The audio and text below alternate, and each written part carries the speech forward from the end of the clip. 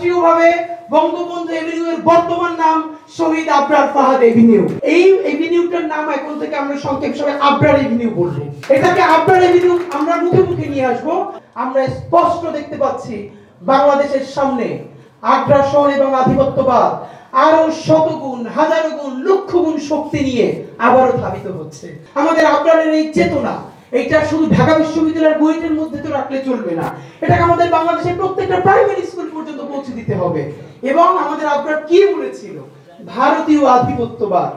আপনি ভাবেন যে একটা ফেসবুক স্ট্যাটাস এত ভয়ানক হয়ে উঠতে পারে ভারতীয় আধিপত্যবাদের বিরুদ্ধে। সে ইলিশ মাছের সুষম বন্টন নিয়ে কথা বলেছে, তারপরে কি হয়েছে? আমরা আজকে এটাই শুধু বলতে চাই, আমরা আবরার ফাহাদকে এই জন্য সেলিব্রেট করবো না শুধু যে আবরার ফাহাদ শহীদ হয়ে আমাদেরকে নতুন বাংলাদেশ দেখিয়েছে, বরং আমরা স্পষ্ট দেখতে পাচ্ছি বাংলাদেশের সামনে আগ্রাসন এবং আধিপত্যবাদ আরো শতগুণ, হাজারো গুণ, লক্ষ গুণ শক্তি নিয়ে আবারও ধাবিত হচ্ছে।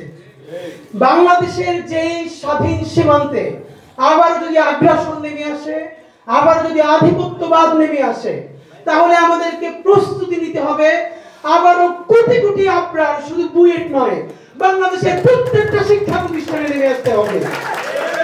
আমাদের পরবর্তী প্রস্তুতি স্বাধীন সীমান্ত তৈরি করা, সার্বভৌম বাংলাদেশ প্রতিষ্ঠা করা।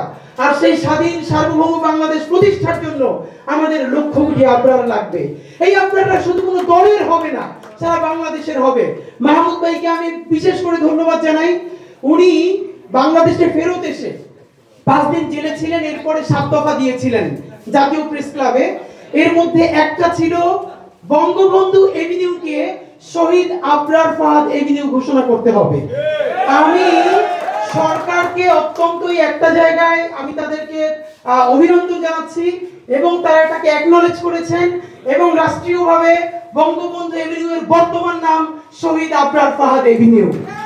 তো এখন এইটা আমরা অনেকে জানি না এবং নামটাও যেহেতু একটু বড়, আমি আপনাদের কাছে ছোট একটা দাওয়াত দিয়ে যাই ডাকসুর প্রোগ্রামে। সেটা হলো এই এভিনিউটার নাম এখন থেকে আমরা সংক্ষেপ হিসেবে আবরার এভিনিউ বলবো। এটাকে আবরার এভিনিউ আমরা মুখে মুখে নিয়ে আসবো। আজকে বিকেল 4টায় ইনকিলাব মঞ্চ আবরার এভিনিউতে, যেখানে পতিত আওয়ামী লীগের কার্যালয় রয়েছে, সেই কার্যালয়ের সামনে দাঁড়িয়ে শহীদ আবরারের জন্য মুক্তির মোনাজাত করবে ইনশাআল্লাহ। তো আমি আপনাদেরকে সবাইকে দাওয়াত দিচ্ছি। আমরা আজকে আবরার এভিনিউতেই গেলাম, কারণ এই নামটা সবাই এখন পর্যন্ত জানতে পারছে না। আপনারা যাদের সুযোগ আছে, বিকেল 4টায় শহীদ আবরার এভিনিউতে পতিত আওয়ামী লীগ কার্যালয়ের সামনে আমরা দাঁড়াবো এবং আমরা বাংলাদেশের মুক্তির জন্য, আমাদের আবরারের জন্য, স্বাধীন সার্বভৌম বাংলাদেশের জন্য দোয়া করব।